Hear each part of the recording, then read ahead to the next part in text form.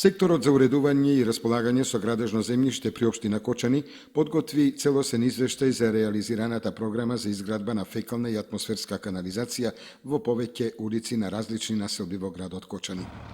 Во делот на фекалната канализација, според информацијата, се работело на повеќе улици и тоа на линиски одводни решетки.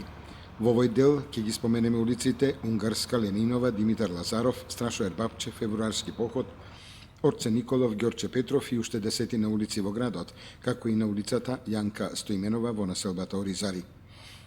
За оваа намена се потрошени 2.173.000 денари.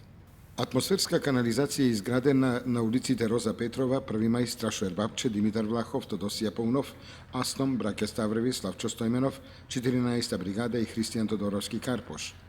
Со финансирање од Министерството за транспорт и врски и учество на општината со 5 милиони денари, изведена атмосферска канализација на улици во градот во вкупна должина од 5246 метри.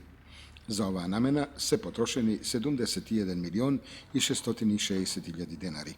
Со средства во висина од 2 милиони и 336.000 денари, изградена е атмосферска канализација на улици со финансирање од буџетот на општина Кочани, и тоа на улиците Белкамен, кај хотелот Национал, Григор Апостолов Гочо и кај Амфенол на улицата Унгарска.